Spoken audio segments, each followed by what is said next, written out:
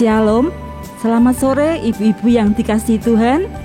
Kita jumpa kembali di dalam persekutuan Komisi Perempuan GKMI Kudus, walaupun secara daring. Kita patut bersyukur kepada Tuhan. Sampai saat ini kita masih diberi kesempatan bisa bekerja, bisa melakukan segala sesuatu dengan penuh sukacita. Itu karena pimpinan dan kasih setia Tuhan pada kita. Kita akan awali persekutuan sore hari ini. Kita akan memuji Tuhan dengan pujian, "Oh Tuhan, pimpinlah langkahku."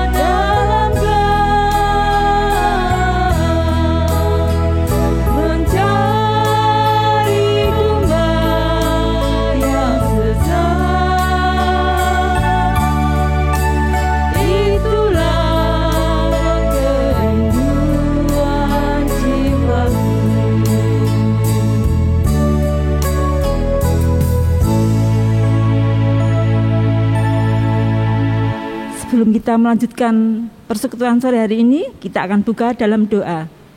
Mari kita berdoa. Bapa kami yang bertahta dalam kerajaan surga yang mulia, kami mengucap syukur Tuhan untuk penyertaan-Mu sepanjang pagi hingga sore hari ini. Kembali kami bersama-sama akan melaksanakan persekutuan Komisi Perempuan pada sore hari ini ya Tuhan. Terlebih dahulu kami mohon pengampunan-Mu atas segala dosa pelanggaran kami hari ini, baik yang kami sengaja maupun tidak kami sengaja. Kami juga mau memuji dan memuliakan nama-Mu Tuhan, biarlah itu boleh menyenangkan hati Engkau. Dan bila Tuhan juga berkati untuk hamba-Mu yang akan menyampaikan firman-Mu, biarlah itu boleh dapat menjadi rema dalam kehidupan kami, dan kami dapat melakukannya dalam kehidupan kami sehari lepas sehari. Terima kasih ya Tuhan, hadirlah di tengah-tengah kami. Kami mau menaikkan seluruh kehidupan kami dan doa kami ini hanya ke dalam tangan-Mu yang penuh kuasa. Hanya di dalam nama Tuhan Yesus kami berdoa dan mengucap syukur. Amin. Sore hari ini kita akan bersama-sama menyaksikan kesaksian yang akan dibawakan oleh Ibu Priska Ate. Selamat sore Bapak Ibu yang terkasih dalam Tuhan Yesus Kristus. Saya bersyukur kepada Tuhan, mengucapkan terima kasih atas kesempatan yang diberikan ibadah Komisi Perempuan untuk boleh bersaksi, berbagi cinta kasih, kebaikan dan pertolongan Tuhan. Bapak Ibu, pada tanggal 9 September 2020, suami saya, Bapak Ebang Napitupulu, diizinkan Tuhan untuk mengalami sakit. Pada waktu itu perjalanan kapal dari Vietnam menuju ke Singapura. Di situ suami saya muntah-muntah di dalam kapal sehingga badannya lemas, tidak bisa digerakkan. Di dalam penantian saya selama 9 bulan, tiba-tiba dari pihak kantor memberitahu bahwa Bapak Embang Napitupulu kondisinya sedang sakit. Setelah saya mendengar berita itu, hati saya tentunya sedih dan hancur. Saya hanya bisa menangis dan berdoa supaya Tuhan memberi kekuatan buat saya serta suami saya. Saat itu suami saya sudah pendarahan di otak, dan di dalam kapal tidak ada penanganan medis, hanya obat ala kadarnya Bapak Ibu. Saya hanya bisa berdoa dan terus memohon belas kasihan kepada Tuhan. Pada tanggal 17 September 2020, kapal tiba di Singapura dan di situ sudah standby dokter dan perawat. Saat itu suami saya sudah lumpuh, tidak bisa jalan. Akhirnya dibawa ke rumah sakit Mount Elizabeth Novena di Singapura. Ternyata suami saya terkena tumor otak dan CA paru. Di situ perasaan saya sedih dan air mata saya terus bercucuran karena mendengar berita dan penjelasan dari dokter bahwa suami saya harus menjalankan operasi tumor otak. Dan dalam keadaan saat itu jauh dari keluarga, saya hanya bisa menguatkan suami saya supaya jangan takut, jangan menyerah, ada Tuhan Yesus yang menyertai.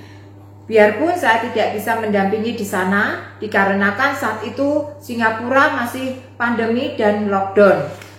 Hanya doalah yang membuat saya tetap kuat, karena saya percaya bahwa doa orang benar bila yakin didoakan sangat besar kuasanya. Saya terus berserah dan berharap kepada Tuhan, karena saya percaya bahwa pengharapan kepada Tuhan tidak akan pernah sia-sia. Puji Tuhan Bapak Ibu, pada tanggal 23 September 2020, suami saya menjalankan operasi dan operasinya berjalan dengan lancar karena pertolongan dari Tuhan. Singkat cerita, selesai operasi, dokter menjelaskan melalui video call dengan persetujuan saya supaya pengobatan suami saya bisa dilanjutkan di Indonesia di Rumah Sakit Bethsaida Tangerang dengan pertimbangan dekat keluarga. Di rumah sakit itulah Bapak Ibu suami saya mulai menjalankan fisioterapi, okupasi, dan kemoterapi karena suami saya saat itu sempat hilang ingatan. Di situ keajaiban Tuhan setiap hari terjadi dan Tuhan bekerja dengan caranya yang ajaib sehingga suami saya bisa berjalan kembali, bahkan daya ingatannya pun Tuhan pulihkan. Saya bersyukur kepada Tuhan atas segala campur tangan dan pertolongannya. Singkat cerita Bapak Ibu, setelah suami saya menjalankan kemoterapi yang kedua, saya minta rujukan ke Rumah Sakit Elizabeth Semarang dengan pertimbangan dekat rumah di Kudus. Di Rumah Sakit Elizabeth lah suami saya melanjutkan treatment selanjutnya. Puji Tuhan, untuk tumornya sudah menjalankan kemo siklus ke-6 dan radiasi 15 kali. Dan saat ini suami saya masih dalam treatment CA paru, harus menjalankan kemo siklus ke-6. Saya bersyukur kemarin tanggal 2 Juni 2020 Suami saya sudah menjalankan treatment CA parunya kemosiklus yang ketiga dan boleh berjalan dengan lancar. Biarpun dokter menjelaskan bahwa tidak bisa ambil tindakan untuk operasi CA parunya karena posisinya di tengah-tengah paru. Tetapi semuanya itu tidak membuat saya dan suami saya tawar hati. Saya terus memiliki iman, pengharapan, dan kasih kepada Tuhan. Karena saya percaya bahwa Tuhanlah yang berdaulat atas hidup suami saya. Di dalam Amsal 24 ayat 10, firman Tuhan mengatakan, "Jika engkau tawar hati pada masa kesesakan, kecillah kekuatanmu." Firman itu yang menjadi kekuatan saya. Demikianlah Bapak Ibu kesaksian saya, kiranya boleh menjadi berkat.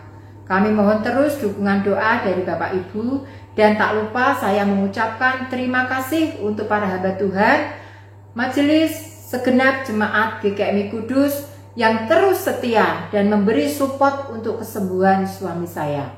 Pesan saya, buat Bapak Ibu yang masih dalam kelemahan tubuh dan bergumul dengan sakit penyakitnya, tetap sabar, jangan pernah takut, jangan menyerah, jangan khawatir, tetap percaya, terus berharap kepada Tuhan, selalu mengucap syukur dalam segala hal, tekun berdoa, tetap bersukacita, bergembira, karena hati yang gembira adalah obat yang manjur. Terima kasih, Tuhan Yesus memberkati. Terima kasih kesaksian yang dibawakan oleh Ibu Priska Atik. Kiranya kesaksian ini boleh membawa berkat bagi kita semua. Menyambut firman Tuhan yang akan dibawakan oleh Ibu Pendeta Muda Ripka Mentari Ayuningrum dengan tema Berikanku Hatimu, kita angkat satu pujian, Berikanku Hati.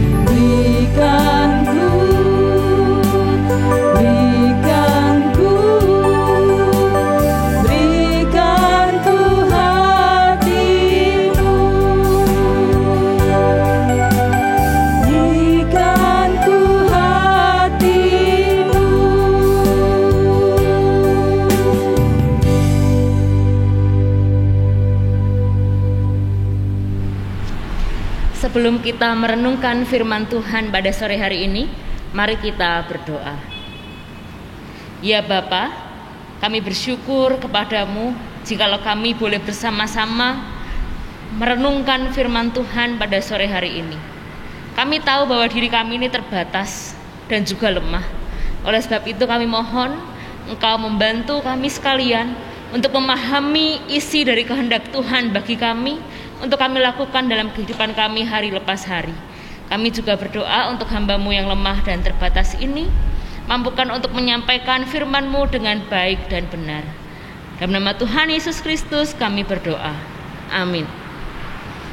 Saat ini saya mengajak kita sekalian untuk melihat firman Tuhan yang terambil dari Matius pasal 14 ayat 13 sampai 21. Saya akan bacakan untuk kita sekalian. Matius pasal 14 ayat 13 sampai 21. Setelah Yesus mendengar berita itu, menyingkirlah ia dari situ dan hendak mengasingkan diri dengan perahu ke tempat yang sunyi. Tetapi orang banyak mendengarnya dan mengikuti dia dengan mengambil jalan darat dari kota-kota mereka. Ketika Yesus mendarat, ia melihat orang banyak yang besar jumlahnya. Maka tergeraklah hatinya oleh belas kasihan kepada mereka dan ia menyembuhkan mereka yang sakit. Menjelang malam, murid-muridnya datang kepadanya dan berkata, "Tempat ini sunyi dan hari sudah mulai malam. Suruhlah orang banyak itu pergi supaya mereka dapat membeli makanan di desa-desa." Tetapi Yesus berkata kepada mereka, "Tidak perlu mereka pergi. Kamu harus memberi mereka makan." Jawab mereka, "Yang ada pada kami di sini hanya 5 roti dan 2 ikan." Yesus berkata, "Bawalah kemari kepadaku." Lalu disuruhnya orang banyak itu duduk di rumput, dan setelah diambilnya 5 roti dan 2 ikan itu, Yesus menengadah ke langit dan mengucap berkat, lalu memecah-mecahkan roti itu dan memberikannya kepada murid-muridnya, lalu murid-muridnya membagi-bagikannya kepada orang banyak, dan mereka semua makan sampai kenyang. Kemudian orang mengumpulkan potongan-potongan roti yang sisa 12 bakul penuh. Yang ikut makan kira-kira 5.000 laki-laki, tidak termasuk perempuan dan anak-anak. Selamat sore, ibu-ibu yang terkasih dalam Tuhan Yesus. Tema kita pada minggu ini adalah berikanku hatimu. Berikanku hatimu. Hati siapa ini? Yang dimaksud hatimu di sini adalah hati seperti hati Yesus. Hati seperti hati Yesus. Saya mengajak kita untuk kembali melihat dalam Matius 14 ayat 13 sampai 21 yang kita baca hari ini. Perikop ini diberi judul Yesus memberi makan 5.000 orang. Saya yakin di antara kita sekalian pasti tahu kisah ini, tahu cerita ini. Bahkan mungkin banyak yang menceritakannya kepada anak-anak kita di rumah, atau mungkin hafal dengan jalan ceritanya. Tapi satu hal yang ingin saya ingatkan, bahwa ternyata sekalipun ditulis 5.000 orang yang makan, ternyata lebih dari 5.000 orang. Dari mana kita tahu bahwa ada 5.000 orang lebih yang makan? Coba mari kita perhatikan ayat 21. Saya akan bacakan untuk kita sekalian di ayat 21. Yang ikut makan kira-kira 5.000 laki-laki, tidak termasuk perempuan dan anak-anak. Di sini tidak termasuk perempuan dan anak-anak. 5.000 baru laki-laki saja. Nah, Bapak Ibu, ibu-ibu yang terkasih dalam Tuhan Yesus Kristus, menariknya dalam perikop ini, kenapa saya mengambil perikop ini dan ingin menunjukkan hati Yesus itu seperti apa? Karena disinilah ditunjukkan seperti apa hati Yesus. Coba mari kita lihat seperti apa hati Yesus itu. Kalau kita perhatikan di ayat 14, ada kalimat yang menyatakan, maka tergeraklah hatinya oleh belas kasihan kepada mereka dan ia menyembuhkan mereka yang sakit. Ternyata hati Yesus itu adalah hati yang digerakkan atau tergerak oleh belas kasihan. Hati yang digerakkan oleh belas kasihan. Dan inilah yang harusnya kita miliki. Oleh sebab itu di tema ini kita ingin memiliki hati seperti Yesus. Hati yang penuh dengan belas kasihan. Kata belas kasihan jika kita cermati bukanlah menjadi kata yang biasa wae biasa saja. Bukan. Kata ini spesial. Coba kalau kita lihat dalam Injil Matius saja, kalimat maka tergeraklah hati Yesus oleh belas kasihan disebutkan 4 kali. Di Matius pasal 9 ayat 36 ketika Yesus menyembuhkan orang bisu. Di Matius 14 ayat 14 yang kita baca hari ini ketika Yesus memberi makan 5.000 orang. Kemudian juga di Matius 15 ayat 32 ketika Yesus memberi makan 4.000 orang. Dan di Matius 20 ayat 34 Yesus menyembuhkan orang buta. Disebutkan berkali-kali. Ini tandanya penulis Injil Matius ingin menyatakan seperti apa hati Yesus.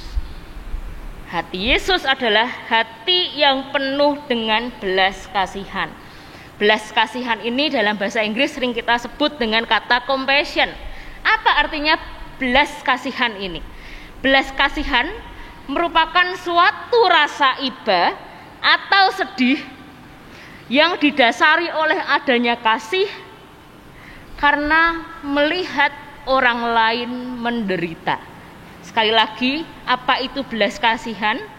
Suatu rasa iba atau sedih yang didasari dengan adanya kasih karena melihat orang lain menderita. Perasaan ini bukan cuma mesake, kasihan ya. Bukan cuma sebatas itu. Tapi ia pun ikut merasakan apa yang orang lain rasakan. Nah, hati yang penuh dengan belas kasihan inilah yang seharusnya kita miliki. Dan kalau kita perhatikan, ada 3 hal yang menunjukkan bahwa hati yang penuh belas kasihan itu berarti mau melakukan 3 hal yang akan saya bahas ini. Yang pertama, hati yang penuh dengan belas kasihan itu berarti mau peka melihat keadaan dan kebutuhan seperti yang dilakukan oleh Yesus pada ayat 14. Yang pertama adalah mau peka melihat keadaan dan kebutuhan seperti yang disampaikan di ayat 14. Ketika Yesus mendarat, ia melihat orang banyak yang besar jumlahnya, maka tergeraklah hatinya oleh belas kasihan. Ada rasa peka ketika melihat orang banyak. Ada rasa kasih ketika melihat orang banyak. Inilah salah satu hal ciri orang yang memiliki belas kasihan. Lalu yang kedua apa? Yang kedua adalah ketika seseorang memiliki belas kasihan, berarti ia mau dan siap bertindak untuk membantu orang yang kesusahan tersebut. Seperti kata Yesus saat murid-murid mengatakan bahwa sebaiknya Yesus menyuruh orang-orang itu pergi. Orang-orang yang mengikuti Yesus ini pergi supaya mereka membeli makan. Tapi lihat apa yang dikatakan oleh Yesus di ayat 16. Saya akan membacakan untuk kita sekalian di ayat 16. Tetapi Yesus berkata kepada mereka, tidak perlu mereka pergi. Kamu harus memberi mereka makan. Ada kata harus di sini. Berarti ketika kita mau membantu orang-orang lain tersebut dan bertindak, disitulah ada belas kasihan.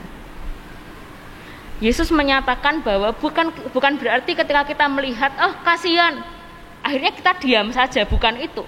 Tapi kita harus bertindak, bukan menyuruh mereka pergi, bukan menyuruh mereka pulang, membeli makanan mereka sendiri, tetapi kita harus bertindak memberi mereka makan. Ada kata harus yang disampaikan oleh Yesus.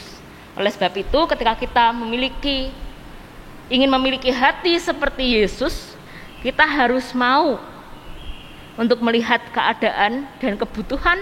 Dan yang kedua, kita harus siap bertindak. Ada kata bertindak untuk melakukan suatu hal membantu orang lain.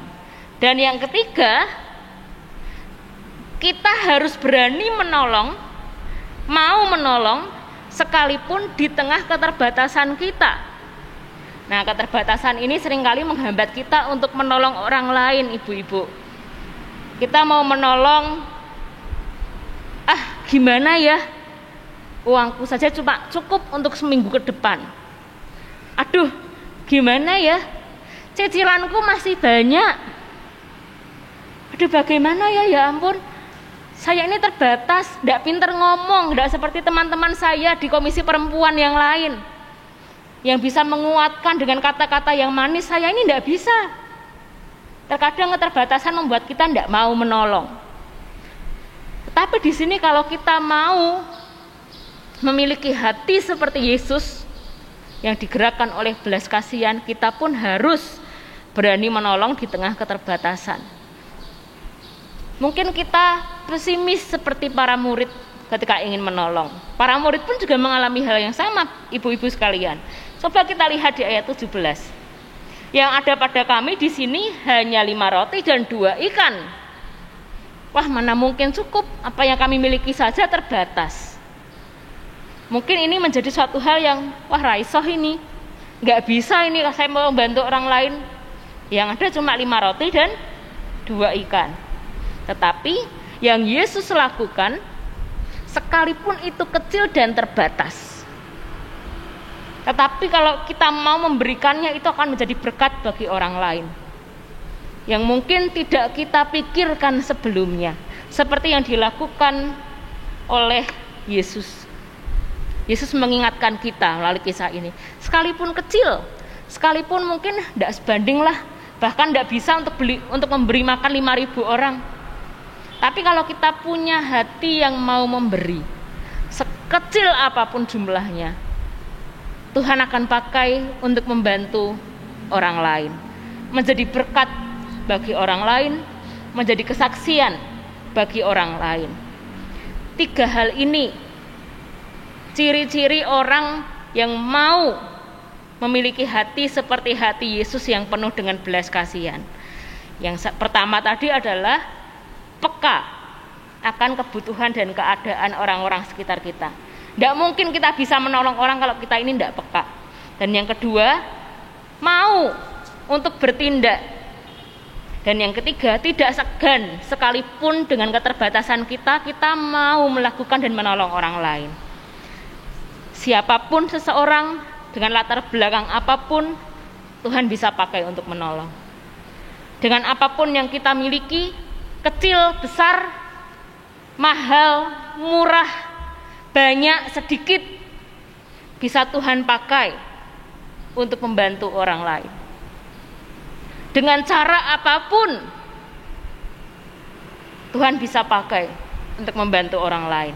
Oleh sebab itu tema kita ini sebenarnya bernada permintaan, tetapi mengandung sebuah tanggung jawab yang besar. Berikanku hatimu.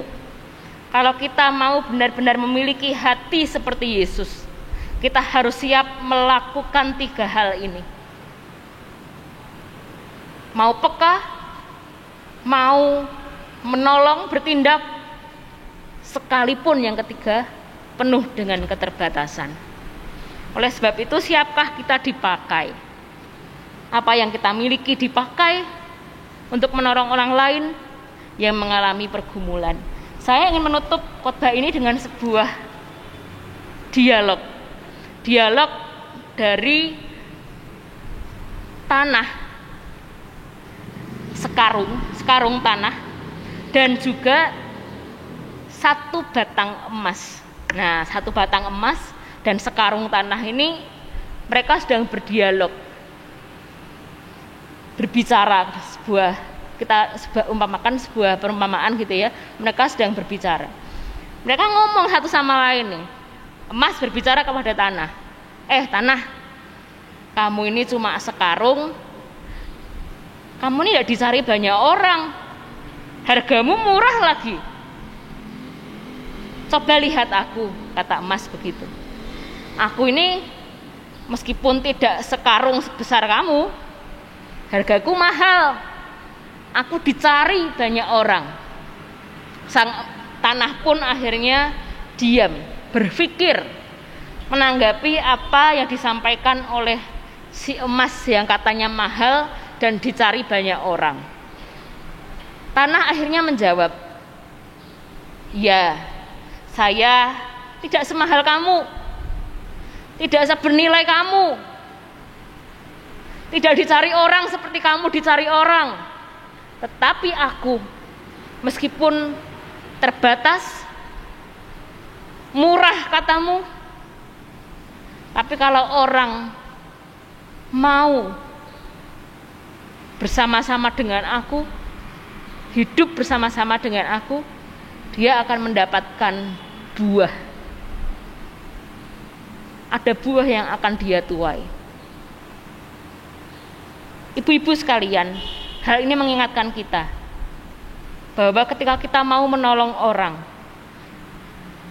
ketika kita mau memberikan diri kita pada orang lain, tidak harus menunggu diri kita menjadi pribadi yang kaya raya, tidak harus menunggu diri kita menjadi pribadi yang dipandang banyak orang. Tapi kalau kita mau, sesederhana apapun kita, seberapapun yang kita miliki, kita bisa menolong orang lain. Dan kita bisa memiliki hati seperti hati Yesus, yang penuh dengan belas kasihan, digerakkan oleh belas kasihan, menjadi berkat bagi sesama, menjadi kesaksian bagi sesama. Amin. Terima kasih firman Tuhan yang disampaikan oleh Ibu Pendeta Muda Ripka Mentari Ayuningrum, kiranya menjadi berkat bagi kita semua. Bersyukur di saat keadaan kita baik-baik saja tentu sangatlah mudah. Tetapi bersyukur di dalam keadaan kita tidak baik-baik saja itu sangat sulit. Tetapi sore hari ini mari kita belajar untuk menyerahkan hati, pikiran, dan segenap hidup kita di dalam tangan rencana Tuhan. Kita akan pujikan pujian Ku Tahu Siapa Yang Pimpin.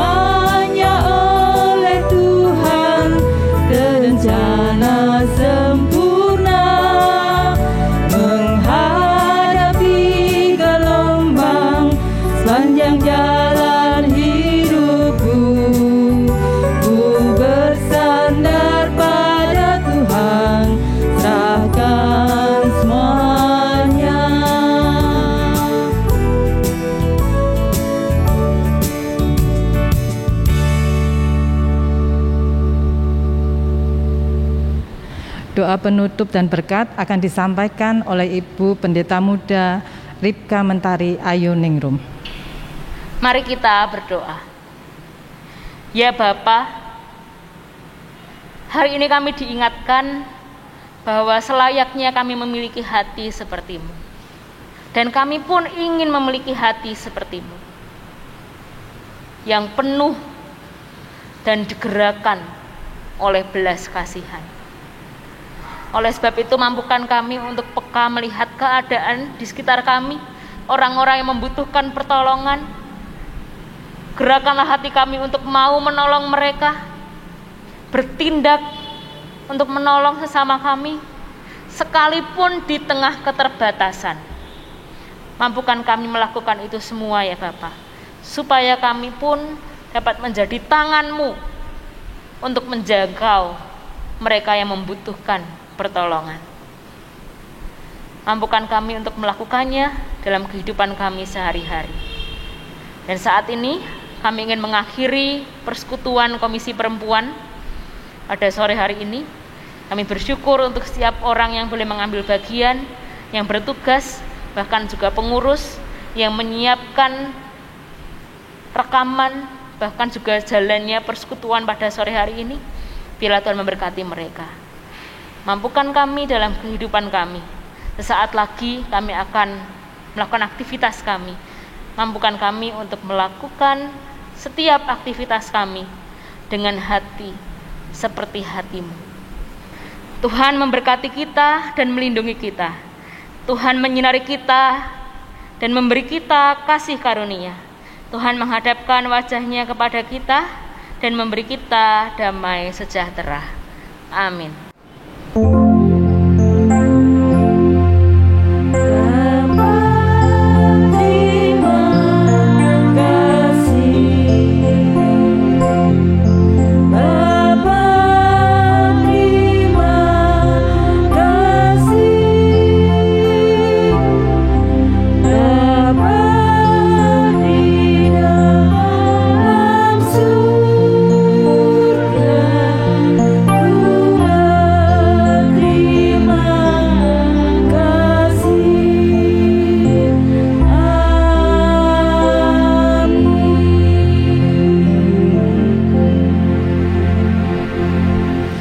Persekutuan Komisi Perempuan telah selesai. Sampai bertemu kembali pada persekutuan Komisi Perempuan berikutnya bulan depan.